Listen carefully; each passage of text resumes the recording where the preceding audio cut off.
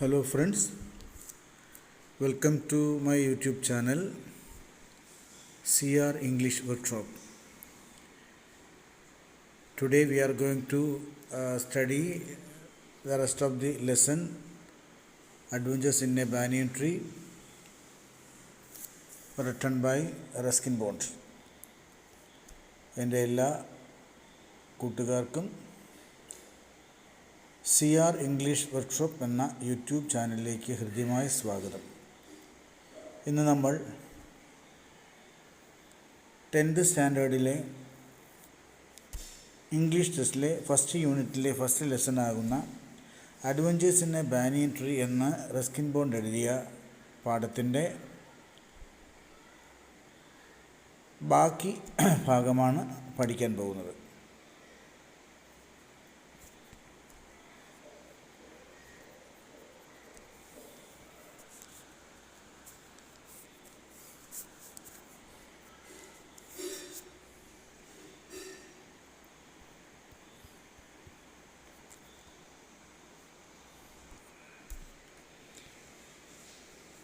Page number 11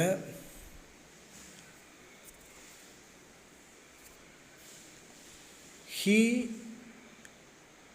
could move swiftly and strike with the speed of light, and the sacs behind his long sharp fangs were full of deadly venom. He could move swiftly like the speed of light. പ്രകാശത്തിൻ്റെ രശ്മികളുടെ വേഗത്തിൽ സഞ്ചരിക്കുവാൻ ഈ കോബ്രയ്ക്ക് സാധിച്ചിരുന്നു. മാത്രമല്ല, and the സാക്സ് behind his അവൻ്റെ long sharp fangs, അതായത് അവൻ്റെ കൂർത്ത നീളമുള്ള വിഷപ്പല്ലുകൾക്ക് പുറകിലായിട്ട് അതിനോട് ചേർന്ന്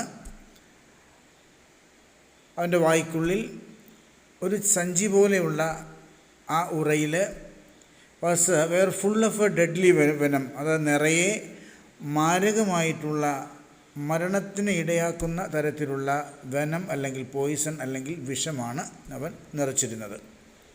ഇത്രയുമാണ് നമ്മൾ കഴിഞ്ഞ ക്ലാസ്സിൽ പഠിച്ച് നിർത്തിയത്. ഇന്ന് നമുക്കിതിൻ്റെ ബാക്കി ഭാഗം നോക്കാം. It was to be a battle of champions. ഇത് രണ്ട് ചാമ്പ്യന്മാരുടെ പോരാട്ടമാണ്. രണ്ട് ചാമ്പ്യന്മാരുടെ പോരാട്ടമായിരുന്നു ഇത്. കോബ്രയുടെയും മംഗൂസിൻ്റെയും. അവർ രണ്ടുപേരും അവരുടെ മേഖലയിൽ പയറ്റിത്തിളഞ്ഞ രണ്ട് ചാമ്പ്യന്മാരാണ്. പോരാട്ടം വീര്യമുള്ള രണവീരന്മാരാണ്. ചാമ്പ്യന്മാരാണെന്ന് പറഞ്ഞാൽ രണവീരന്മാർ, മത്സരത്തിൽ വലിയ വിജയം കൈവരിച്ചവരെന്നൊക്കെയാണ് അതിൻ്റെ അർത്ഥം. അങ്ങനെ വളരെ വിജയം കൈവരിച്ച രണ്ടുപേരായ ഈ കോബ്രയുടെയും നമ്മുടെ മംഗൂസിൻ്റെയും യുദ്ധമെന്ന് പറയുന്നത് it was to be a battle of champions. അത് രണവീരന്മാരുടെ പോരാട്ട വീരന്മാരുള്ള ആ രണ്ട് യോദ്ധാക്കളുടെ യുദ്ധം തന്നെയായിരുന്നു. Hissing defiance, his forked tongue darting in and out, the cobra raised 3 of his 6 feet off the ground. യുദ്ധം ആരംഭിച്ചപ്പോൾ ഒരു ഹിസ്സിങ് ഡിഫിയൻസോടുകൂടി, ഡിഫിയൻസ് എന്ന ഒപ്പോസിങ്, അതായത് പ്രതിരോധം സൃഷ്ടിക്കുക എന്നാണ്. അതാണ് ഡിഫിയൻസ്. ഒരു ചെറുത്ത് നിൽപ്പിൻ്റെ അല്ലെങ്കിൽ ഒരു പ്രതിരോധത്തിൻ്റെ ഒരു സൂചന എന്ന വണ്ണം ഒരു ഹിസ്സിങ് സൗണ്ട്, ഒരു ശീൽക്കാര ശബ്ദം, ഒരു ചീറ്റൽ ശബ്ദം പുറപ്പെടുവിച്ചുകൊണ്ട് ഈ കോബ്ര എന്ത് ചെയ്തു? ഹിസ് ഫോർക്ക്ഡ് ടങ്, വളഞ്ഞ തൻ്റെ നാവ്, ഡാട്ടിങ് ഇൻ ആൻഡ് ഔട്ട്, അകത്തേക്കും പുറത്തേക്കും അത് ഡാട്ട് ചെയ്യുക, മൂവ് ചെയ്യുക, ചലിപ്പിക്കുക. കോബ്ര തൻ്റെ വളഞ്ഞു കുത്തിയ നാവ്, ഒരു ശീൽക്കാര ശബ്ദം, അത് ചെറുത്തുനിൽപ്പിൻ്റെ അല്ലെങ്കിൽ പ്രതിരോധത്തിൻ്റെ ഒരു ഡിഫിയൻസ് എന്ന് പറഞ്ഞാൽ ചെറുത്തുനിൽപ്പ് അല്ലെങ്കിൽ പ്രതിരോധത്തിൻ്റെ ഒരു ഹിസ്സിങ് സൗണ്ട്. എന്താണ്? ഒരു ശീൽക്കാര ശബ്ദം അല്ലെങ്കിൽ ചീറ്റൽ ശബ്ദം പുറപ്പെടുവിച്ചുകൊണ്ട് കോബ്ര ഹിസ് ഫോർക്ക്ഡ് ടങ്ക്, അതിൻ്റെ വളഞ്ഞു കുത്തിയ, ഫോർക്ക്ഡ് എന്ന് പറഞ്ഞാൽ വളഞ്ഞു കുത്തിയ വളച്ചു പിടിച്ച നാവ്, darting in and out, darting means moving എന്ന, ചലിപ്പിച്ചു, അകത്തേക്കും പുറത്തേക്കും ചലിപ്പിച്ചു. The cobra raised 3 of his 6 feet off the ground. അങ്ങനെ തൻ്റെ 6 അടി നീളമുള്ള ആ തൻ്റെ ദേഹത്തിലെ അതിലെ 3 അടിയോളം കോബ്ര ആ ഭൂമിയിൽ നിന്ന്, ഗ്രൗണ്ടിൽ നിന്ന്, മണ്ണിൽ നിന്ന് മുകളിലേക്ക് ഇങ്ങനെ ഉയർത്തിപ്പിടിച്ചു. ഫീറ്റ് ഓഫ് എന്താണ്?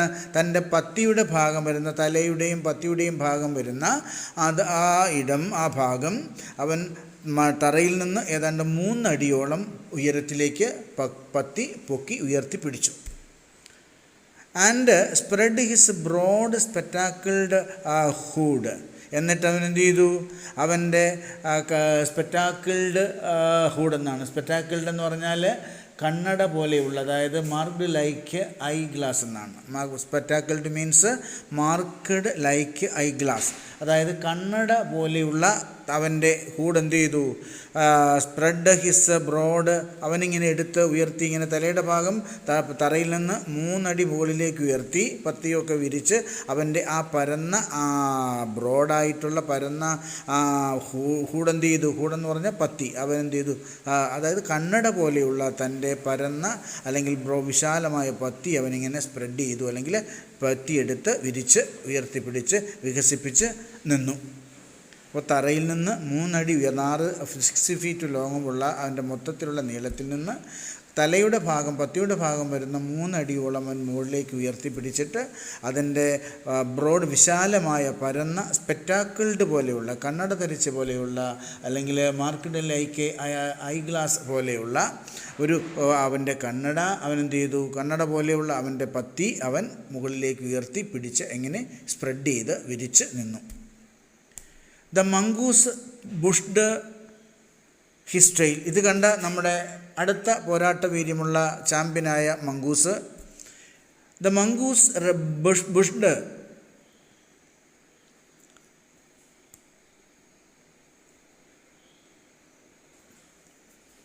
അവൻ്റെ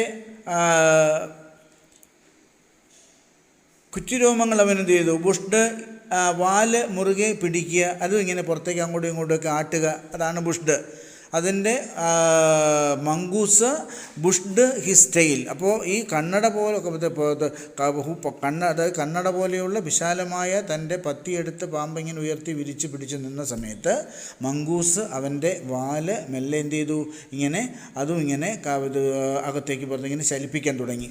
അവനിങ്ങനെ അങ്ങോട്ടും ഇങ്ങോട്ടും ആ വാല് ചലിപ്പിക്കാൻ തുടങ്ങി. ബുഷ്ഡ് ഹിസ് ടെയിൽ, കുറ്റി പോലെയുള്ള തൻ്റെ ആ കുറ്റിരോമങ്ങൾ നിറഞ്ഞ ആ വാല് അവനിങ്ങോട്ട് അപ്പുറത്ത് ഉയർത്തേക്ക് സൈഡിലേക്ക് ചലിപ്പിക്കാൻ തുടങ്ങി. His long hair on his spine stood up. അങ്ങനെ അവൻ്റെ വാല് അവനിങ്ങനെ പിടിച്ച് അതിങ്ങനെ ചലിപ്പിക്കാൻ തുടങ്ങിയ സമയത്ത് തന്നെ his long hair on his spine, അവൻ്റെ ബാക്ക് ബോണിലുള്ള നട്ടലിൻ്റെ ഭാഗത്തുള്ള, സ്പൈൻ എന്ന് പറഞ്ഞാൽ ബാക്ക് ബോണിലുള്ള അല്ലെങ്കിൽ നട്ടലിൻ്റെ ഭാഗത്തുള്ള ഹെയർ, ലോങ് ഹെയർ, നല്ല നീളത്തിലുള്ള ആ രോമങ്ങൾ, നമ്മുടെ മംഗൂസിൻ്റെ നട്ടലിൻ്റെ ഭാഗത്തുള്ള ആ നീണ്ട രോമങ്ങൾ സ്റ്റുഡപ്പ്, അത് പെട്ടെന്ന് ഇങ്ങനെ കമ്പ് പോലെ വളരെ ശക്തിയായിട്ട് മുകളിലേക്ക് എഴുന്നു നിന്നു, അല്ലെങ്കിൽ അതിങ്ങനെ കമ്പി പോലെ കൂർത്തതായിട്ട് പൊങ്ങി നിന്നു. In the past, the very thickness of his hair had saved him from bites that would have been fatal to others. അതായത് അവൻ്റെ ഇൻ പാസ്റ്റ്, പല കഴിഞ്ഞ കാലങ്ങളിൽ the very thickness of his hair, അവൻ്റെ ഈ നട്ടലിൻ്റെ ബാക്ക് ബോണിൻ്റെ ഭാഗത്തുള്ള ഈ ലോങ് ഹെയർ തിക്നെസ്, അതിൻ്റെ നിബിഡത, അതിൻ്റെ കാഠിന്യം എന്ത് ചെയ്തു? അതിൻ്റെ നിബിഡത, thickness of his hair had saved him, അവനെ പല സമയത്തും അവനെ ഈ കുറ്റരോമങ്ങൾ, നട്ടലിൻ്റെ ഭാഗത്തുള്ള കുറ്റരോമങ്ങൾ അല്ലെങ്കിൽ നിബിഡമായി വളർന്നു നിൽക്കുന്ന കമ്പി പോലെ ശക്തിയായി പൊങ്ങി നിൽക്കുന്ന ആ കുറ്റിരോമങ്ങൾ അവനെ പല ആപത്തുകളിൽ നിന്നും പല സമയങ്ങളിൽ നിന്നും അവനെ രക്ഷിച്ചിട്ടുണ്ട്. സേവ്ഡ് ഹിം ഫ്രം ബൈറ്റ്സ്, അത് പല കടികളിൽ നിന്നും അവനെ രക്ഷിച്ചിട്ടുണ്ട്.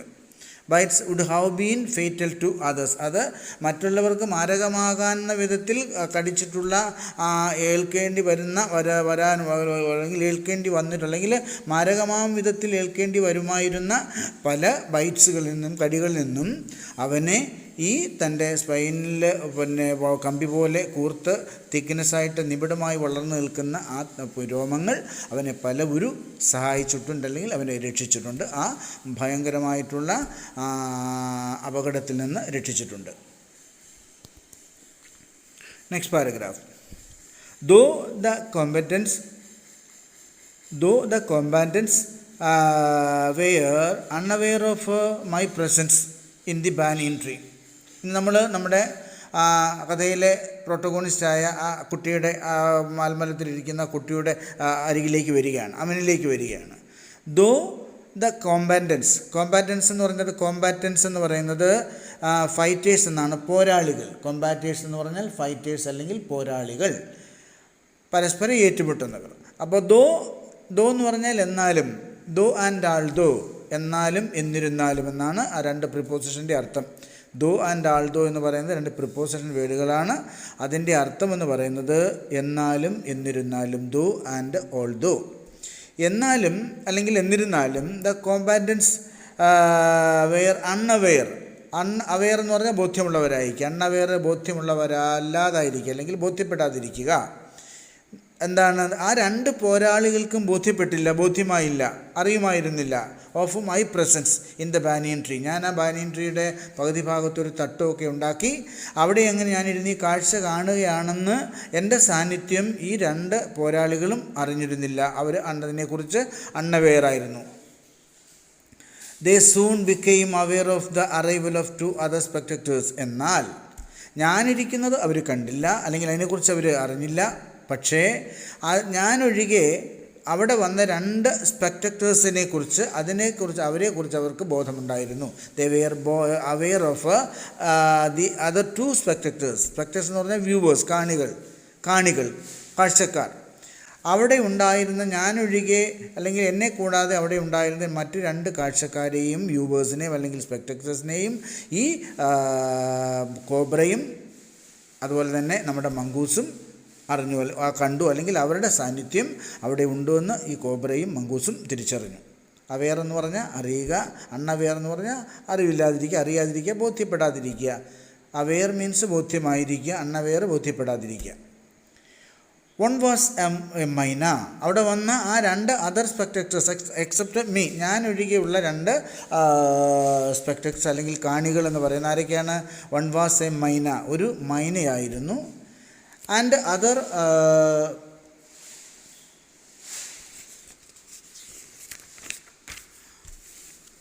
A jungle crow. One was a mynah and other a jungle ക്രോ.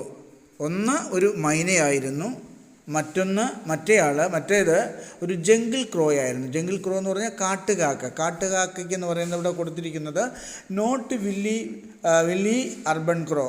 അപ്പോൾ കാട്ടുകാക്കയുടെ പ്രത്യേകത എന്ന് പറയുന്നത് ഒരിപ്പോൾ വലിപ്പം കൂടുതലായിരിക്കാം പക്ഷേ അവർ അർബൻ കാക്കകളെക്കാളും അല്ലെങ്കിൽ നഗരങ്ങളിൽ ടൗണുകളിൽ താമസിക്കുന്ന കാണപ്പെടുന്ന കാക്കകൾ ബുദ്ധിശാലികളാണ്, വില്ലിയാണ്, ക്ലവറാണ്, വളരെ കണ്ണിങ്ങാണ്, അല്ലെങ്കിൽ വളരെ ക്ലവറായിട്ടുള്ള വില്ലിയായിട്ടുള്ള ബുദ്ധിശാലികളായിട്ടുള്ള അർബൻ കാക്കകളെ അപേക്ഷിച്ച് ഈ ജംഗിൾ ക്രോസ് എങ്ങനെയുള്ളതാണ്? അവർ വില്ലിയല്ല, അവർ ഫുളിഷാണ്, മണ്ടന്മാരാണ്. അതായത് ജംഗിൾ ക്രോയ്ക്ക് അർബൻ ക്രോയേക്കാളും ബുദ്ധി കുറവാണ്. അല്ലെങ്കിൽ അർബൻ ക്രോ അല്ലെങ്കിൽ അർബൻ നഗരപ്രദേശങ്ങൾ, പട്ടണപ്രദേശങ്ങളിലൊക്കെ താമസിക്കുന്ന പട്ടണപ്രദേശങ്ങളിലുള്ള കാക്കകൾ ജംഗിൾ ക്രോയേക്കാളും വളരെ ക്ലവർ അല്ലെങ്കിൽ കണ്ണിങ് ആണ്. വില്ലി എന്ന് പറഞ്ഞാൽ ക്ലവർ ഓർ കണ്ണിങ്, സൂത്രശാലികളായിരിക്കും. They had been these preparations. They had seen the preparations for the battle. They had seen, അവർ കാണുകയായിരുന്നു. എന്ത് കാണപ്പെട്ടു എന്നാണ്? The preparations for the battle by these two champions. രണ്ട് ചാമ്പ്യന്മാരുടെ യുദ്ധത്തിനുള്ള തയ്യാറെടുപ്പുകൾ. ദേ ഹാഡ് ബീൻ സീൻ, അവർ കണ്ടു കഴിഞ്ഞിരിക്കുന്നു, അല്ലെങ്കിൽ കാണപ്പെട്ട് കഴിഞ്ഞിരിക്കുന്നവർ കണ്ടു കഴിഞ്ഞിരിക്കുന്നു. ഈ രണ്ട് ചാമ്പ്യന്മാരുടെ യുദ്ധത്തിനുള്ള തയ്യാറെടുപ്പുകൾ, പ്രിപ്പറേഷൻസ് അവർ രണ്ടും, ഈ ക്രോയും ജംഗിൾ ക്രോയും അതുപോലെ തന്നെ മൈനയും കണ്ടു കഴിഞ്ഞിരിക്കുന്നു. And had settled on the cactus to watch the outcome. അങ്ങനെ ഇനി എന്താണ് ഇതിൻ്റെ ഔട്ട്കം എന്താണ്? ഔട്ട്കം എന്ന് പറയുന്നത്, ഔട്ട്കം എന്ന് പറയുന്നത് റിസൾട്ടാണ്. എൻ്റെ നെറ്റ് റിസൾട്ട് എന്താണ്, എൻ്റെ ഫലം എന്താണ്, അനന്തരമായി സംഭവിക്കുന്നതിൻ്റെ ഫലം എന്താണെന്ന് തിരിച്ചറിയാനായിട്ട് they settled on the cactus, അതൊരു കള്ളിച്ചെടിയുടെ കമ്പിൽ അവരിങ്ങനെ, ശിഖരത്തിൽ അവരിങ്ങനെ ഇരിപ്പുറപ്പിച്ചു. ഇതിൻ്റെ എന്തിനാണ്? To watch the outcome. ഈ യുദ്ധത്തിൻ്റെ, രണ്ട് ചാമ്പ്യന്മാരുടെ യുദ്ധത്തിൻ്റെ അവസാനം എന്താണ് സംഭവിക്കുന്നത്, റിസൾട്ട് എന്താണെന്ന് കാണുവാൻ വേണ്ടി ആകാംക്ഷാഭരിതരായിട്ട്, വളരെ എൻത്യൂസിയാസ്റ്റിക്കായിട്ട് ഈ രണ്ട് സ്പെക്ടേറ്റേഴ്സും അവിടെ ഒരു കാക്ടസ് ചെടിയുടെ, കള്ളിച്ചെടിയുടെ ശിലയിൽ ഇരുന്നു. Had they been content only to watch? ഈ വന്നിരിക്കുന്ന രണ്ട് പേർക്കും, അതായത് ഇത് ജംഗിൾ ക്രോയ്ക്കും ഒപ്പം തന്നെ നമ്മുടെ മൈനയ്ക്കും, had they been content only to watch, അവർക്കിത് ഇവിടെ യുദ്ധം കണ്ട് അത് മാത്രം സംതൃപ്തരാകുമോ, അല്ലെങ്കിൽ അത് കണ്ട് സംതൃപ്തരായാൽ മാത്രം മതിയോ അവർക്ക്? ഇവരുടെ യുദ്ധം കണ്ട് അത് കണ്ട് മാത്രം സംതൃപ്തി അടഞ്ഞാൽ മതിയോ? കണ്ടൻ്റ് ഉള്ളി എന്ന് പറഞ്ഞാൽ സംതൃപ്തി എന്നാണ്, സംതൃപ്തിപ്പെടുക, സാറ്റിസ്ഫൈഡ്. കണ്ടൻറ്റിന് ഉള്ളടക്കമെന്ന് വേറെ അർത്ഥം കൂടി ഉണ്ട് കേട്ടോ. കണ്ടൻറ്റ് ഉള്ളടക്കം എന്നുകൂടി അർത്ഥമുണ്ട്. ഇവിടെ സാറ്റിസ്ഫൈ എന്നാണ്, സാറ്റിസ്ഫൈഡ്. അവർക്ക് സംതൃപ്തരാകുക എന്നാണ് ഇവിടുത്തെ അർത്ഥം. അപ്പോൾ ഈ രണ്ട് അതർ സ്പെക്ടേറ്റേഴ്സിനും ഇവരുടെ യുദ്ധം കണ്ട് സംതൃപ്തി അടഞ്ഞാൽ മാത്രം മതിയോ? All would have been well with both of them. രണ്ടുപേർക്കും വേണ്ടി എല്ലാം നന്നായിരിക്കുമെന്ന് കണ്ട് സംതൃപ്തി അടഞ്ഞാൽ മതിയോ? രണ്ട് കാഴ്ചക്കാരെയും സംബന്ധിച്ചിടത്തോളം യുദ്ധം എന്താണ്, അല്ലെങ്കിൽ അനന്തരഫലം എന്താണ് സംഭവിക്കുന്നത് എന്ന് കണ്ട് സംതൃപ്തി അടയുക മാത്രമാണോ അവരുടെ ലക്ഷ്യം? അല്ല, അവർക്ക് മറ്റ് പല ഉദ്ദേശങ്ങളും ഉണ്ടായിരിക്കാം. Had they been content only to watch, all would have been well with both of them. എന്തായാലും രണ്ടുപേർക്കും അങ്ങനെ സംഭവിക്കുന്നതെല്ലാം, രണ്ടുപേരെയും സംബന്ധിച്ചിടത്തോളം സംഭവിക്കുന്നതെല്ലാം നന്നായിരിക്കും എന്ന് കണ്ട് സംതൃപ്തരാകും. അവിടെ സംഭവിക്കുന്നതെല്ലാം എന്തായാലും അവരെ സംബന്ധിച്ചിടത്തോളം, ഈ രണ്ട് സ്പെക്ടേറ്റേഴ്സിനെ സംബന്ധിച്ചിടത്തോളം നല്ലതായിരിക്കും എന്ന് കരുതാം. എന്നാൽ അത് കണ്ട് എന്ന് നല്ലതായിരിക്കുമെന്ന് കണ്ട് സംതൃപ്തി അടയുകയായിരിക്കും ഈ രണ്ടുപേരുടെയും ലക്ഷ്യം. The cobra stood on the defensive. The cobra stood on the defensive, swaying slowly from side to side. എന്താ സംഭവിച്ചത്? അങ്ങനെ യുദ്ധം ആരംഭിക്കുകയാണ്. The cobra stood on the defensive. അങ്ങനെ ഒരു പ്രൊട്ടക്റ്റീവ്, ഡിഫെൻസീവ് എന്ന് പറയുന്നത് പ്രതിരോധ സേനയിൽ പ്രതിരോധം സൃഷ്ടിക്കുന്ന, അല്ലെങ്കിൽ ചെറുത്ത് നിൽപ്പ് സൃഷ്ടിക്കുന്ന ആ സേനയുടെ ഭാഗത്ത് നമ്മുടെ കോബ്ര നിലകൊണ്ടു. പ്രതിരോധം സൃഷ്ടിക്കുന്ന, ചെറുത്ത് നിൽപ്പ് സൃഷ്ടിക്കുന്ന സേനയുടെ ഭാഗത്ത്, ആ ഡിഫെൻസീവിൻ്റെ ആ ഭാഗത്ത് കോബ്ര നിലകൊണ്ടു. നിന്നിട്ടെന്താ ചെയ്തത്? സ്വേയിങ്, ആട്ടുക, മൂവ് ചെയ്യുക, ചലിപ്പിക്കുക. സ്വേയിങ്, അങ്ങോട്ടും ഇങ്ങോട്ടും ആട്ടുക, ചലിപ്പിക്കുന്നു. Swaying slowly from side to side. അതിങ്ങനെ അതിൻ്റെ ഹൂഡിൻ്റെ ഭാഗം കൊണ്ട് 3 അടി ഉയർത്തി ഇങ്ങനെ പിടിച്ചിരിക്കുന്ന തലയുടെ ഭാഗത്ത് ഇങ്ങനെ കണ്ണട പോലെ ഇങ്ങനെ ഒരു നിവർത്തി പിടിച്ച് നിൽക്കുന്ന തൻ്റെ ആ പത്തിയുടെ ഭാഗം അവ ഇങ്ങനെ മെല്ലെ അങ്ങോട്ടും ഇങ്ങോട്ടും ചലിപ്പിക്കുകയാണ്. സൈഡ് ടു സൈഡ്, ഓരോ സൈഡിലേക്കും ഇങ്ങനെ മെല്ലെ ആട്ടിക്കൊണ്ടിരിക്കുകയാണ്. അതിനൊരു എയിമുണ്ട് കേട്ടോ. അവരിങ്ങനെ ഈ പത്തി ഇങ്ങനെ ആട്ടുന്നതിന് കോബ്രയ്ക്കൊരു ലക്ഷ്യമുണ്ട്, ഒരു ഇൻറ്റൻഷനുണ്ട്. എന്താണെന്ന് നോക്കാം.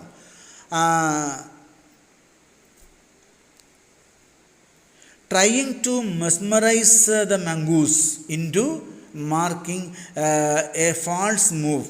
ഇവിടെ നമ്മുടെ തൻ്റെ എതിരാളിയായി നിൽക്കുന്ന മംഗൂസിനെ അതിനെതിരാണ് മെസ്മറൈസ് ചെയ്യിപ്പിക്കാൻ വേണ്ടിയാണ്. കൺകെട്ട് വിദ്യ, അവൻ്റെ ഒരു ജാലവിദ്യ കാണിക്കാൻ വേണ്ടിയാണ്. അവൻ്റെ ഒരു മാസ്മര വിദ്യ, കൺകെട്ട് വേല കാണിക്കാൻ, അവൻ്റെ ശ്രദ്ധയെ വഴിതെറ്റിക്കാൻ വേണ്ടി, അവൻ്റെ ശ്രദ്ധ മറ്റു വശത്തേക്കായിട്ട് മാറ്റുവാൻ വേണ്ടിയുള്ള ഒരു അടവായിരുന്നു ഈ കോബ്ര തൻ്റെ പത്തി ഇങ്ങനെ 2 സൈഡിലേക്ക് മെല്ലെ വീശിക്കൊണ്ടിരുന്നത്. ട്രൈയിങ് ടു മെസ്മറൈസ്, അതായത് the mongoose, into his making a false move. മങ്കൂസിനെ കൊണ്ട് ഒരു തെറ്റായ ചാട്ടം, താനിങ്ങനെ ഒരു സൈഡിലേക്ക് ഇങ്ങനെ പത്തി ഒരു സൈഡിലോട്ട് കൊണ്ടുവരുമ്പോൾ ആ സൈഡിലേക്ക് തന്നെ മങ്കൂസ് ചാടും എന്നുള്ള അത് മനസ്സിൽ വെച്ചുകൊണ്ട് എന്നിട്ട് അപ്പോഴത്തേക്ക് മറുവശത്തേക്ക് ഹൂഡ് കൊണ്ടുപോകും, പത്തി കൊണ്ടുപോകും. ഇങ്ങനെ മങ്കൂസിൻ്റെ ശ്രദ്ധയെ മെസ്മറൈസ് ചെയ്യാൻ അല്ലെങ്കിൽ ശ്രദ്ധയെ വഴിതെറ്റിക്കുവാനായിട്ട് കൺകെട്ട് വിദ്യ നടത്താനായിട്ട് അല്ലെങ്കിൽ മാസ്മര വിദ്യ പ്രയോഗിച്ചുകൊണ്ടാണ് നമ്മുടെ കോബ്ര അവൻ്റെ ഈ പത്തി അല്ലെങ്കിൽ ഇങ്ങനെ മെല്ലെ ചലിപ്പിച്ച് രണ്ട് വശങ്ങളിലായിട്ട് ചലിപ്പിച്ചുകൊണ്ടിരുന്നത്. അതിൻ്റെ ഉദ്ദേശം എന്ന് പറയുന്നത് എന്താണ് to mesmerise the mongoose into marking false movements. മങ്കൂസിനെ കൊണ്ട് തെറ്റായിട്ടുള്ള ചാട്ടം ഉണ്ടാക്കിപ്പിക്കുവാൻ വേണ്ടി മാത്രമുള്ള ഒരു പ്രകടനമായിരുന്നു അത്. But the mongoose knew the power of his opponent's glassy and unwinking eyes. എന്നാൽ നമ്മുടെ ബുദ്ധിശാലിയായ മങ്കൂസ് ആൾ കുറിയവനാണെങ്കിലും ബുദ്ധിയുടെ കാര്യത്തിൽ വളരെ മിടുക്കനായിട്ടുള്ള നമ്മുടെ സാമർഥ്യമുള്ള നമ്മുടെ mongoose, the mongoose knew the power of his opponent. മങ്കൂസിന് നന്നായിട്ട് തൻ്റെ എതിരാളിയുടെ, ഒപ്പോണൻ്റ് എന്ന് പറഞ്ഞാൽ എതിരാളിയുടെ പവർ, ശക്തി എന്താണെന്ന് മങ്കൂസിന് നല്ലതുപോലെ അറിയാമായിരുന്നു. തൻ്റെ മുന്നിൽ നിൽക്കുന്ന തൻ്റെ എതിരാളിയായിട്ടുള്ള കോബ്രയുടെ ശക്തി എന്താണ്, അതിന് ടാറ്റിക്സ് എന്താണ്, അവൻ തന്നെ മസ്മറൈസ് ചെയ്യിക്കാൻ വേണ്ടി എടുക്കുന്ന ജാലവിദ്യകൾ എന്തൊക്കെയാണെന്ന് ഉള്ള എല്ലാ അവൻ്റെ പവറുകളെ എല്ലാം നന്നായിട്ട് അറിയാമായിരുന്നു നമ്മുടെ മങ്കൂസിന്. പവർ ഓഫ് ഹിസ് ഒപ്പോണൻറ്റിൻ്റെ തൻ്റെ എതിരാളിയുടെ ഗ്ലാസ് പോലെയുള്ള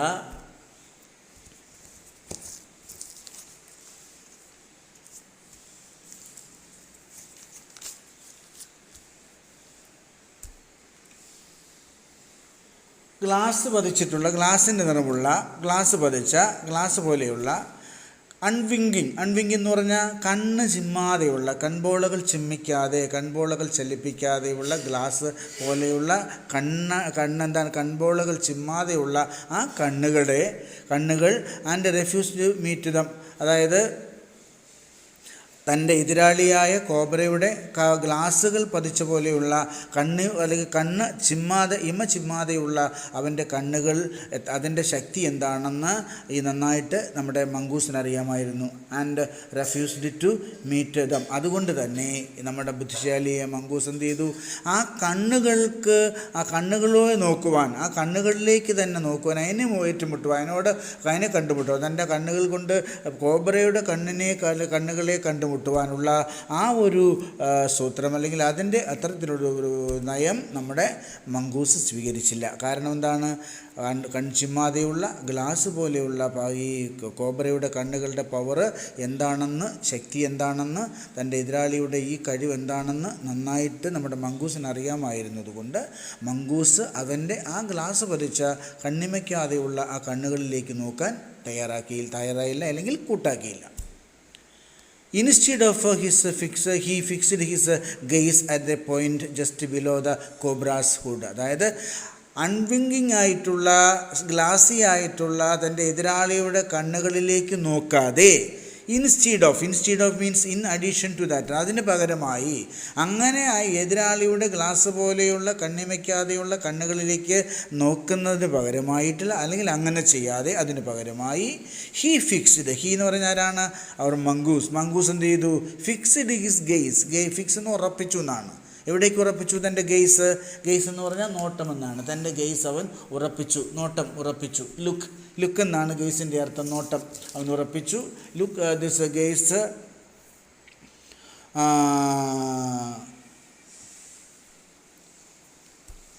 just below the cobras hood. എവിടെയാണ്, കോബ്രയുടെ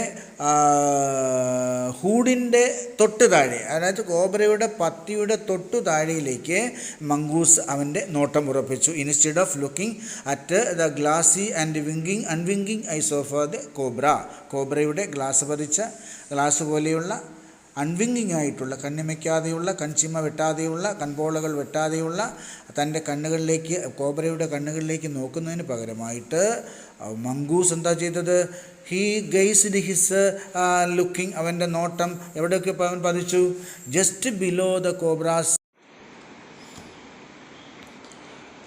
moving forward quickly until he was just within the cobras reach.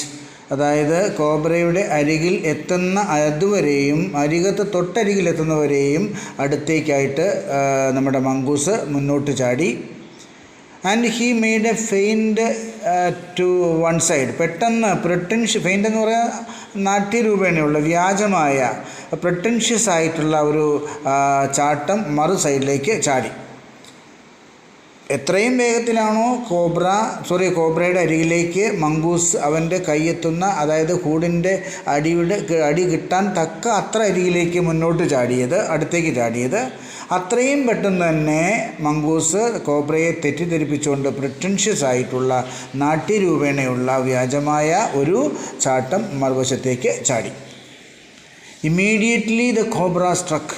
പെട്ടെന്ന് തന്നെ പെട്ടെന്ന് സഡൻലി അറ്റ് ദ വെരി മൊമെൻറ്റിൽ തന്നെ തൻ്റെ അരികിലേക്ക്, പത്തിയുടെ അരികിലേക്ക് തൊട്ട് താഴേക്ക് മംഗൂസ് ചാടിയത് കണ്ട കോബ്ര ആ സമയത്ത് തന്നെ, വൈകാതെ തന്നെ, പെട്ടെന്ന് തന്നെ എന്ത് ചെയ്തു?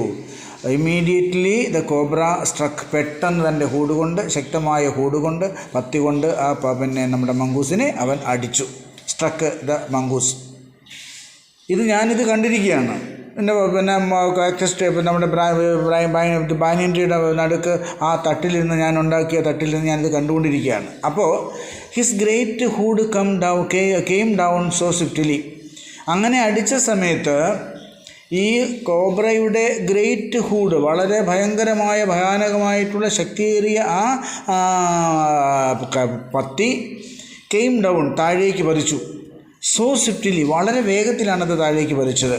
That I thought nothing could save the mongoose. ഇത് മുകളിൽ ഇരുന്ന് കണ്ടുകൊണ്ടിരുന്ന ഞാൻ വിചാരിച്ചെന്താണ്, കരുതിയെന്താണ്? Nothing could save the mongoose. No one can save the mongoose. ആർക്കും തന്നെ, ഒന്നിനും തന്നെ ഈ കോബ്രയുടെ ആ കടിയിൽ അല്ലെങ്കിൽ ആ തട്ടിൽ നിന്ന്, അടിയിൽ നിന്ന് രക്ഷിക്കുവാനായിട്ട്, മംഗൂസിനെ രക്ഷിക്കുവാൻ സാധിക്കില്ല എന്ന് പറഞ്ഞാൽ തീർച്ചയായിട്ടും ഈ കോബ്ര അടിച്ച ആ ശക്തിയേറിയ ആ സ്ട്രക്കിങ് എവിടെ കൊണ്ട് കാണും? അടി. അത് കോബ്രയെ നമ്മുടെ മംഗൂസിൻ്റെ ദേഹത്ത് തന്നെ കൊണ്ടു കാണും. ഇനി അവനെ രക്ഷിക്കാൻ ആരും വിചാരിച്ച് സാധിക്കില്ല.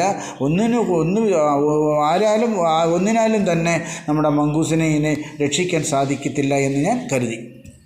ബട്ട് ദ ലിറ്റിൽ ഫെലോ, പക്ഷേ എൻ്റെ ആ കരുതലുകൾക്ക്, എൻ്റെ ആ ചിന്തകൾക്കപ്പുറത്തായിട്ട് ബട്ട് ദ ലിറ്റിൽ ഫെലോ, എന്നാൽ നമ്മുടെ കുഞ്ഞ് വ്യക്തി, നമ്മുടെ കൂട്ടുകാരൻ, നമ്മുടെ ആ വ്യക്തിയാകുന്ന സൂത്രശാലിയായ, വളരെ കണ്ണിങ് ആയിട്ടുള്ള നമ്മുടെ mongoose, the little fellow jumped neatly to one side. എപ്പോഴാണോ അത്രയും ശക്തിയായിട്ട് തന്നെ താൻ അരികിലേക്ക് ചാടി കോബ്ര തന്നെ പത്തി കൊണ്ടടിച്ചത്, ആ മൊമെൻറ്റിൽ തന്നെ അവന് എന്ത് ചെയ്തു? പ്രറ്റൻഷ്യസ് ആയിട്ട് മറുവശത്തേക്ക് കോബ്രയുടെ പത്തിയുടെ അടി കിട്ടാതെ മറുവശത്തേക്ക് നമ്മുടെ മംഗൂസ് ചാടി. and darted as swiftly as the cobra. എന്നിട്ട് ചാടിയ മംഗൂസ് അവിടെ ഇരുന്നില്ല. പെട്ടെന്ന് ഇത് ഡാർട്ടഡ് ഇൻ, എവിടേക്ക് കുതിച്ച് ചാടി എന്നാണ്, കുതിച്ചുയർന്നു. എവിടേക്ക് കുതിച്ചുയർന്നു? ഡാർട്ടഡ് മീൻസ് കുതിച്ചുയർന്നു. എവിടെയാണ്? Came on and move on the cobra's back. കോബ്രയുടെ ബാക്കിലേക്ക് ഡാർട്ട് ചെയ്ത് കുതിച്ച് ചാടി കയറിയ ഈ മംഗൂസ് വളരെ വേഗത്തിൽ, ആ സ്വിഫ്റ്റ്ലി, എത്രയും വേഗത്തിൽ തനിക്ക് മുകളിലേക്ക് ചാടി കയറാമോ അത്രയും വേഗത്തിൽ തന്നെ കോബ്രയുടെ മുതുകിലേക്ക് ചാടി കയറിയ mongoose, the cobra biting the snake on the back. എന്നിട്ട് അവിടെ ചെന്നിട്ട് മുതുകിലേക്ക് ചാടി കയറിയിരുന്ന മംഗൂസ് കോബ്രയുടെ മുതുകത്ത് ഒരു നല്ല ശക്തിയേറിയ ഒരു കടി വെച്ച് കൊടുത്തിട്ട് and darting away again out of the reach of the കോബ്രയുടെ കൈപ്പിടിയിൽ നിന്ന് ഒഴിഞ്ഞു മാറി അതിൻ്റെ ഹൂഡിൻ്റെ അടുത്തെങ്ങും കിട്ടാത്ത അത്രയും ദൂരത്തിലേക്ക് അവൻ എന്ത് ചെയ്തു? മറുവശത്തേക്ക് ഡാർട്ട് ചെയ്ത് കയറിയതുപോലെ തന്നെ കുതിച്ച് സ്വിഫ്റ്റിലിയാസ് വേഗത്തിൽ തന്നെ ഈ കോബ്രയുടെ ഹൂഡിൻ്റെ അടി കിട്ടാത്ത അത്രയും ദൂരത്തിലേക്ക് മംഗൂസ് ഒഴിഞ്ഞ് ചാടി.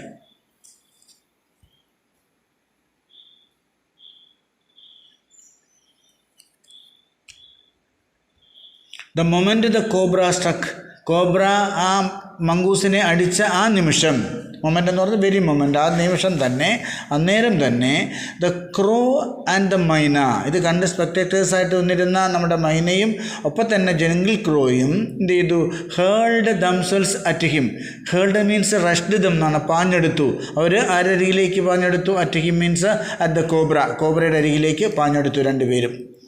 only to collide heavily in the mid-air.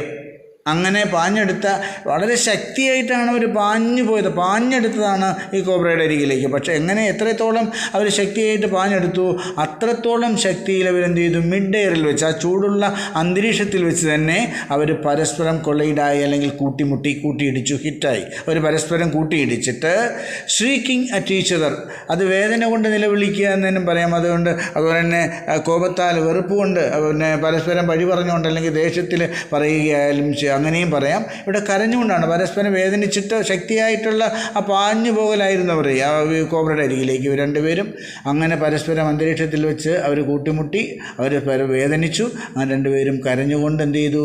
Each other they returned to the cactus plant, വീണ്ടും അവരുടെ സ്ഥാനമാകുന്ന ആ ചെടിയുടെ ആ ചില്ലയിൽ വന്ന് അവർ ഇരുന്നു. A few drops of blood glistened on the cobra's back. അങ്ങനെ ചെന്നിരുന്നപ്പോൾ കോബ്രയുടെ ബാക്കിൽ നിന്ന്, എന്ന് പറഞ്ഞാൽ കോബ്രയുടെ മുതുകിൽ, നമ്മുടെ ചാടിക്കയറി ഡാട്ട് ചെയ്ത് കടിച്ചല്ലോ നമ്മുടെ മംഗൂസ്. അപ്പോൾ ആ കടിയുടെ ഫലമായിട്ട് few drops of water, A few എന്ന് പറഞ്ഞാൽ കുറച്ചെന്നാണ്, ഫ്യൂ എന്ന് പറഞ്ഞാൽ നത്തിങ് എന്നാണ്, ഫ്യൂ നെഗറ്റീവാണ്, ലിറ്റിലും നെഗറ്റീവാണ്. പക്ഷേ അത് വേർഡ് മീനിങ് അങ്ങനെയല്ല, കുറച്ച് അല്പം എന്നൊക്കെയാണ്. ഇവിടെ എ ഫ്യൂ, എ ലിറ്റിൽ എന്ന് പറഞ്ഞാൽ നെഗറ്റീവും പോസിറ്റീവാണ്. ഉണ്ടെന്നും ഇല്ലെന്നും പറയാം എന്നാണ്. ഉണ്ടെന്ന് തീർത്ത് പറയാനും പറ്റത്തില്ല, ഇല്ലെന്നും പറയാൻ പറ്റത്തില്ല, കുറച്ച്, അല്പം. A few drops of, the few, the little എന്ന് പറഞ്ഞാൽ ഉണ്ടെന്നാണ്, പോസിറ്റീവ് സെൻസാണ്. പക്ഷേ അത് ഒത്തിരിയില്ല, ധാരാളമില്ല, ആവശ്യത്തിന് മാത്രം തികയുന്ന രൂപത്തിലാണ്. അതുപോലെയാണ് ദി ഫ്യൂ. ഫ്യൂ എന്ന് പറഞ്ഞാൽ നത്തിങ്, നെഗറ്റീവ്. ലിറ്റിൽ എന്ന് പറഞ്ഞാൽ നത്തിങ് എന്നാണ്, നെഗറ്റീവാണ്. A few or A little എന്ന് പറഞ്ഞാൽ സംതിങ് എന്നാണ്, കുറച്ച്. അത് പോസിറ്റീവ് നെഗറ്റീവ് കൂടി ചേർന്ന് വരുന്നതാണ്. ഉണ്ടെന്നും ഇല്ലെന്നും പറയാം, എന്നാൽ ഉണ്ടെന്നും ഇല്ലെന്നും തീർത്ത് പറയാനും പറ്റില്ല.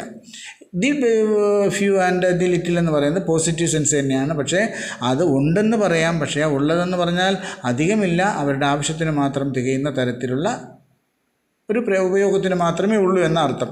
അങ്ങനെ ഒരു ഓപ്ഷൻ അതിനകത്തുണ്ട്. ഇവിടെ a few drops of blood glistens on cobra's back, കോബ്രയുടെ മുതുകത്തിൽ നിന്നും കുറേ രക്തത്തുള്ളികൾ പൊടിച്ചു വന്നു. ഗ്ലിസ്റ്റൻറ്റ് മീൻസ് അപ്പിയേർഡ്, അല്ലെങ്കിൽ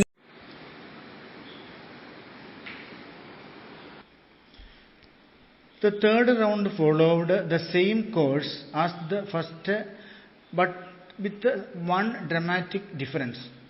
മൂന്നാം വട്ടത്തെയും യുദ്ധം ആരംഭിച്ചു. എന്നാൽ ആദ്യത്തെ രണ്ട് തവണയുള്ള റൗണ്ട് യുദ്ധത്തിൽ നിന്ന് വ്യത്യസ്തമായിരുന്നു. ഒരു ചെറിയൊരു ഡ്രമാറ്റിക് ഡിഫറൻസ്, ഒരു ഡ്രമാറ്റിക് ചേഞ്ച് ഈ മൂന്നാം റൗണ്ട് യുദ്ധത്തിൽ ഉണ്ടായി.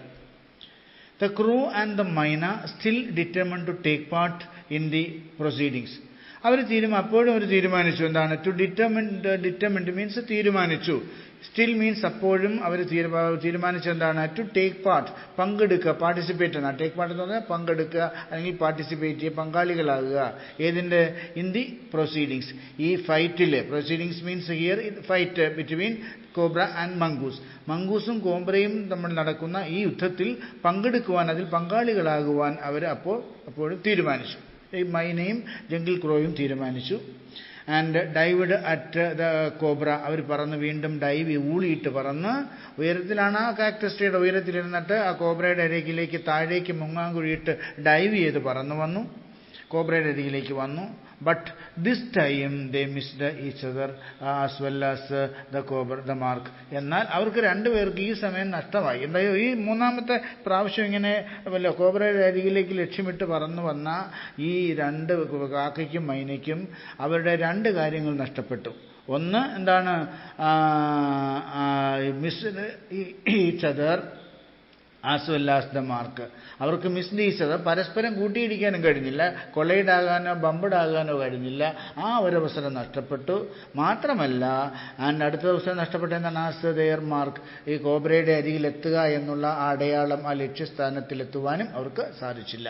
ആസ് വെൽ ആസ് മീൻസ് അതുപോലെ ഒരു കൺജങ്ഷനാണ്. രണ്ട് സെൻറ്റൻസുകളെ പറയുന്ന ഒന്ന് ചേർക്കാൻ ഉപയോഗിക്കുന്ന ഒരു സംയോജകമാണ്, കൺജങ്ഷനാണ് as well as.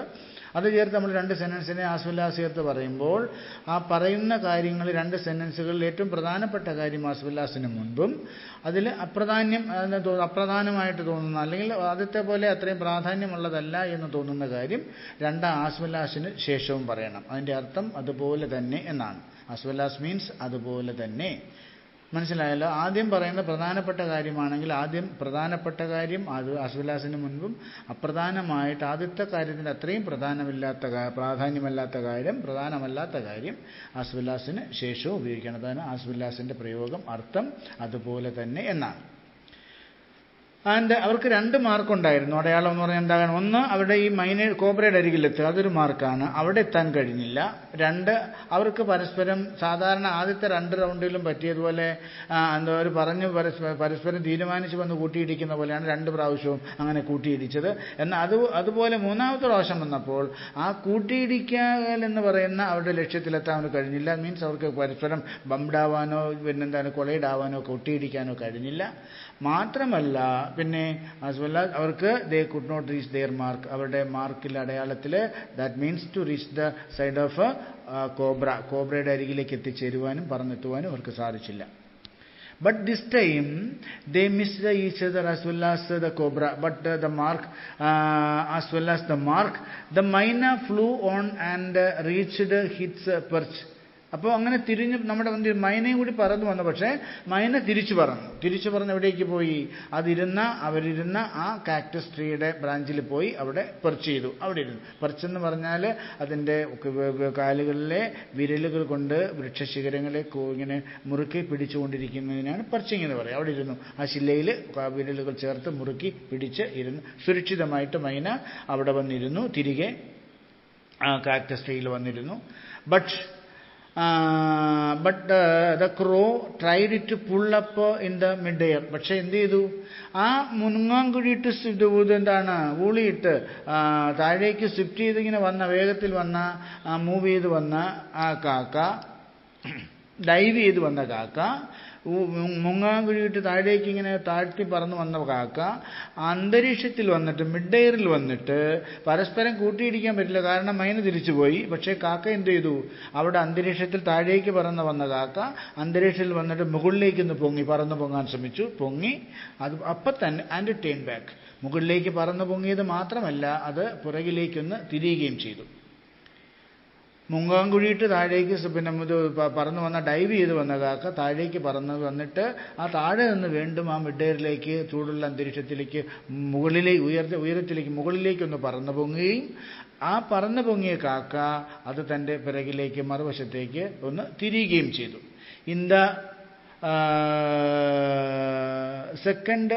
In the second that it took him to do this, അതായത് ഈ ക്രോ താഴേക്ക് പറന്നു വന്നിട്ട് മുകളിലേക്ക് ചൂടുള്ള അന്തരീക്ഷത്തിൽ ഉയർന്നു പൊങ്ങി പിന്നെ അതുപോലെ തന്നെ പിറകിലേക്കൊന്ന് തിരിയാനെടുത്ത സമയം എത്രയാണോ ആ സമയത്തിനുള്ളിൽ തന്നെ അന്നേരം തന്നെ the cobra wiped his head. അതെന്ത് ചെയ്തു? അവൻ്റെ കോബ്ര അവൻ്റെ തല ഒന്ന് ചലിച്ചു, അല്ലെങ്കിൽ അപ്പുറത്തുപ്പുറത്തായിട്ട് വെട്ടിച്ചു, വൈപ്പ് ചെയ്തു. അപ്പുറത്തും ഇപ്പുറത്തേക്കും തല ഒന്ന് 2 വശത്തേക്കായിട്ട് തലയൊന്ന് അനക്കി വൈപ്പ് ചെയ്തു, സ്മാഷ് ചെയ്തു. And head back and സ്ട്രക്ക് with great force. അങ്ങനെ വശത്തേക്ക് 2 വശത്തേക്കും തല ചരിച്ച ആ വൈപ്പ് ചെയ്ത 2 വശത്തേക്കും ഇങ്ങനെ തല അങ്ങോട്ടും ഇങ്ങോട്ടും ചലിപ്പിച്ച കോബ്ര, ആ കോബ്രയുടെ തല സ്ട്രക്ക് അതെന്ത് ചെയ്തത്? ഹൂഡ് വന്ന് ഇവിടെ കൊണ്ടു. And സ്ട്രക്ക് with great force. വളരെ ശക്തിയോടുകൂടി ആ തല ആരുടെ ദേഹത്ത് വന്നു? കോബ്രയുടെ ദേഹത്തേക്ക് നമ്മുടെ കാക്കയുടെ ദേഹത്ത് വന്നുകൊണ്ടു. കോബ്ര തൻ്റെ തല ഈ മിഡ്-എയറിൽ തുളിയിട്ട് പറന്നു വന്ന, അതായത് ഡൗണിലായിട്ട് പറന്നു വന്ന, താഴേക്ക് പറന്നു വന്ന, ഡൈവ് ചെയ്ത് വന്ന കാക്ക അന്തരീക്ഷത്തിൽ നിന്ന്, ചൂടുള്ള അന്തരീക്ഷത്തിൽ നിന്ന് മുകളിലേക്ക് പറന്നുയർന്ന് ബാക്കിലേക്ക് തിരിയാൻ എന്തുമാത്രം സമയമെടുത്തോ ആ നിമിഷം തന്നെ നമ്മുടെ കോബ്ര എന്ത് ചെയ്തു? അവൻ്റെ തല ഒന്ന് വെട്ടിക്കുകയും ആ വെട്ടിക്കുന്നതിനിടെ അപ്പം തന്നെ എന്ത് ചെയ്തു? ആ തല വന്നിട്ട് നമ്മുടെ കോബ്രയുടെ ദേഹത്ത് കൊള്ളുകയും വളരെ ശക്തിയായിട്ട് കൊള്ളുകയും വിത്ത് എ ഗ്രേറ്റ് ഫോഴ്സ്, വളരെ ശക്തിയോടുകൂടി തല പാമ്പിൻ്റെ തല വന്നിട്ട്, കോബ്രയുടെ തല വന്നിട്ട് നമ്മുടെ ക്രോയുടെ ദേഹത്ത് കൊള്ളുകയും ഈ സ്നൗട്ട് തഡിങ്, സ്നൗട്ട് എന്ന് പറഞ്ഞാൽ മൂക്കെന്നാണ്, അവൻ്റെ ആ മൂക്ക് എവിടെ കൊണ്ട് തഡിങ് അഗൻസ്റ്റ് ദ കോബ്രാസ് ബോഡി, തൻ്റെ ഈ കോബ്രയുടെ തൻ്റെ മൂക്ക് എവിടെ തഡിങ് എന്ന് പറഞ്ഞാൽ കൊണ്ടുവന്നാണ്, ഹിറ്റിങ് എവിടെ കൊണ്ടുവന്നാണ്, എവിടെ തട്ടി, against the cobra's body, crow's body, ക്രോയുടെ കാക്കയുടെ ശരീരത്തിൽ ഈ കോബ്രയുടെ മൂക്ക് വന്ന് തട്ടുകയും ചെയ്തു, ഇടിച്ചു. കാക്ക അന്തരീക്ഷത്തിൽ പറന്ന് പുറകോട്ട് തിരിഞ്ഞ സമയത്ത് ഈ കോബ്ര തൻ്റെ തല രണ്ട് വശത്തേക്ക് വീശുകയും ശക്തിയായിട്ട് വീശുകയും, അങ്ങനെ ശക്തിയുള്ള ഈ അതിൻ്റെ മൂക്ക് അടിച്ച സമയത്ത് കോബ്രയുടെ മൂക്ക് എവിടെ വന്നുകൊണ്ട് തട്ടിയെന്ന് ഹിറ്റടെന്നാണ്, എവിടെ കൊണ്ടു, എഗൻസ്റ്റ് ദ ക്രോസ് ബോഡി, ആ കാക്കയുടെ ശരീരത്തിൽ വന്ന് ശക്തിയായിട്ട് വിത്ത് ഗ്രേറ്റ് ഫോഴ്സിലാണ് ഈ കോബ്ര തൻ്റെ തല അങ്ങോട്ട് അനക്കിയത്, ചലിപ്പിച്ചത്. അപ്പോൾ അതേ ശക്തിയോടുകൂടി തന്നെ ഈ കോബ്രയുടെ തട്ട് അല്ലെങ്കിൽ മൂക്ക് വന്നിട്ട് ഈ ക്രോയുടെ ശരീരത്തിൽ വളരെ ശക്തിയായിട്ട് ഗ്രേറ്റ് ഫോഴ്സോടുകൂടി വളരെ ശക്തിയായിട്ട് വന്ന് തട്ടി. I saw the bird flung through this nearly 20 feet across the garden. ഞാൻ മുകളിൽ നിന്നെല്ലാം കണ്ട് നിരീക്ഷിക്കുകയാണ്, എല്ലാം കാണുകയാണ്. അപ്പോൾ ഞാൻ കണ്ട കാര്യം എന്താണ്? The crow, I saw the bird, the crow, flung എന്ന് പറഞ്ഞാൽ എറിഞ്ഞു, ത്രോൺ എറിഞ്ഞു എന്നാണ്, ഫ്ലിങ് എറിയുക, ഫ്ലങ് എറിഞ്ഞു എന്നാണ്. എവിടേക്ക് എറിഞ്ഞു എന്നാണ്? Flung, cobra was flung nearly 20 feet across the garden. ആ പൂന്തോട്ടത്തിന് കുറുകെ ഏതാണ്ട് 20 അടിയോളം ദൂരത്തേക്ക് ഈ കാക്ക എടുത്തെറിഞ്ഞ പോലെ ദൂരേക്ക് എറിയപ്പെട്ടു. ഈ കോബ്രയുടെ അതിൻ്റെ സ്നൗട്ടിൻ്റെ ഒരു തട്ടുകൊണ്ട്, ഗ്രേറ്റ് ഫോഴ്സിലുള്ള തട്ടുകൊണ്ട്, അടികൊണ്ട് നമ്മുടെ ക്രോ തൻ്റെ ദേഹത്തിൽ കൊണ്ട ആ കാക്ക ദൂരെ ഒരു 20 അടിയോളം ദൂരെ പൂന്തോട്ടത്തിൻ്റെ കുറുകെ തെറിച്ച് ചെന്ന് വീണു. Where after fluttering about for a while, അവിടെ കിടന്നുകൊണ്ട്, ആ തറയിൽ കിടന്നുകൊണ്ട് കാക്ക ഫോർ എ വൈൽ, കുറച്ച് നേരം, അല്പനേരത്തേക്ക് എന്ത് ചെയ്തു? ഫ്ലട്ടർ ചാഞ്ചാടുക എന്നാണ്, ചലിച്ചു, അനങ്ങി, തൻ്റെ ശരീരത്തിൽ ചിറകൊക്കെ ഒന്ന് അടിക്കാൻ ശ്രമിച്ചു. മൂവിങ് എന്ന വാക്ക്, ഫ്ലട്ടറിങ് എന്ന് പറഞ്ഞാൽ ഫ്ലട്ടറിങ് ചാഞ്ചാടുക, മൂവിങ് ചലിപ്പിച്ചു. അവിടെ ഫ്ലട്ടർ ചെയ്തു, ആ ചിറക് കേട്ടൊന്ന് അടിക്കാനായിട്ട് ശ്രമിച്ചു. കുറച്ച് നേരം, ഫോർ എ വൈൽ, ഒരു കുറച്ച് നിമിഷത്തേക്ക് വേണ്ടി മാത്രം അവൻ്റെ ചിറകുകളിട്ടൊന്ന് അടിച്ചു നമ്മുടെ ഈ തറയിൽ അടികൊണ്ട് വീണ കാക്ക. എന്നിട്ടോ ആൻഡ് ആഫ്റ്റർ എ വൈൽ, എന്നിട്ട് ഇറ്റ് ലേ സ്റ്റിൽ, അവിടെ അതിന് ആ ശേഷി നഷ്ടപ്പെട്ട് വാക്കുവിൻ്റെ ചിറകുകളൊന്നും ചലിക്കാതെ, ചിറകുകളുടെയൊക്കെ ശരീരത്തിൻ്റെയൊക്കെ ചലനശേഷി നഷ്ടപ്പെട്ട് അനങ്ങാതെ നിശ്ചലനായിട്ട് ആ കാക്ക ആ ഗ്രൗണ്ടിൽ, ആ പൂന്തോട്ടത്തിൻ്റെ ഗ്രൗണ്ടിൽ കിടന്നു എന്ന് പറയുമ്പോൾ കാക്ക അങ്ങനെ മരിച്ചു. ഈ അടി എത്ര ശക്തമായിരുന്നതുകൊണ്ട് കാക്ക അവിടെ നിന്ന് തന്നെ ഒരല്പം ഒന്ന് പിടഞ്ഞിട്ട് കാക്ക മരിച്ചു, കാക്ക ചത്തുപോയി. ആൻഡ് ദ മൈന remind on the cactus plant. പക്ഷേ നമ്മുടെ മൈന തിരിച്ചു പറന്നു. അത് വന്നിട്ട് വീണ്ടും അവൻ്റെ ഇരിപ്പിടമായിട്ടുള്ള കാക്ടസ് ട്രീയിൽ വന്ന് അതിൻ്റെ അവിടെ പറിച്ച് ചെയ്തിരിക്കുകയാണ്. അവിടെ കാലുകൾ ചേർത്ത് പിടിച്ച് നഖമൊക്കെ ഇങ്ങനെ ചില്ലയിൽ ഇങ്ങനെ ചേർത്ത് പിടിച്ച് അവിടെ സുരക്ഷിതനായിട്ട് അവിടെ ഇരുന്നു. വെരി വൈസ്ലി, വളരെ ബുദ്ധിപൂർവ്വം എന്ത് ചെയ്തു അവൻ മൈന? Refrained from interfering about. Refrained എന്ന് പറഞ്ഞാൽ ഒഴിഞ്ഞു മാറി നിൽക്കുക. ഇതിൽ നിന്ന് മൂവിങ് എവേ എന്നാണ്, മാറി നിൽക്കുക, വേറെ വിട്ട് നിൽക്കുക. ഇതിൽ മാറിയുന്നു. റിഫ്രൈൻഡ് ഫ്രം, പങ്കാളിയാകാതെ, പങ്കെടുക്കാതെ ഒഴിഞ്ഞു മാറി നിന്നു. ഫ്രം ഇൻ്റർഫിയറിങ് എന്ന് പറഞ്ഞാൽ ഡിസ്റ്റർബിങ്, ഇടയിൽ കയറുക. ഇവരുടെ യുദ്ധത്തിന് ഇടയിൽ കയറാതെ, ആ യുദ്ധത്തിൽ പങ്കാളിയാകാതെ, യുദ്ധത്തിലൊന്നും ഏർപ്പെടാതെ, അതിനിടയിൽ കയറാതെ, അവർ തമ്മിലുള്ള ഫൈറ്റിൻ്റെ, കോബ്രയും മൈനയും തമ്മിൽ നടത്തുന്ന ഫൈറ്റിൻ്റെ ഇടയിൽ കയറാതെ, അതിനെ ഇൻ്റർഫിയർ ചെയ്യാതെ തന്നെ വളരെ ബുദ്ധിപൂർവ്വം, വളരെ ബുദ്ധിപൂർവ്വം തന്നെ ക്ലവർലി ദ മൈന refrained from this and from interfering this again. വീണ്ടും ഒരിക്കൽ കൂടി പോയിട്ട് ഈ യുദ്ധത്തിലോ അല്ലെങ്കിൽ ഇവർ തമ്മിൽ നടക്കുന്ന ഫൈറ്റിലോ ഇൻ്റർഫിയർ ചെയ്യാതെ, ഇടപെടാതെ, അതിനകത്ത് ഇടയിൽ കയറാതെ മൈന വളരെ ബുദ്ധിപൂർവ്വം അതിൽ നിന്ന് കൊഴിഞ്ഞു മാറി റിഫ്രൈൻഡായിട്ട് തൻ്റെ ആ കാക്ടസ് ചെടിയുടെ ബ്രാഞ്ചിൽ തന്നെ കാലൊക്കെ ഇങ്ങനെ പറിച്ച് ചെയ്ത് അവനവിടെ സുരക്ഷിതനായിട്ട് ഇതെല്ലാം കണ്ടുകൊണ്ടിരുന്നു. അപ്പോൾ തൻ്റെ കൂടെ ഉണ്ടായിരുന്ന കൂട്ടാളിയായിരുന്ന കാക്ക അത് മരിച്ച് അങ്ങനെ നിശ്ചലനായിട്ട് ആ ഗ്രൗണ്ടിൽ പൂന്തോട്ടത്തിൽ കിടക്കുന്നതും അവൻ കാണുന്നുണ്ടായിരുന്നു.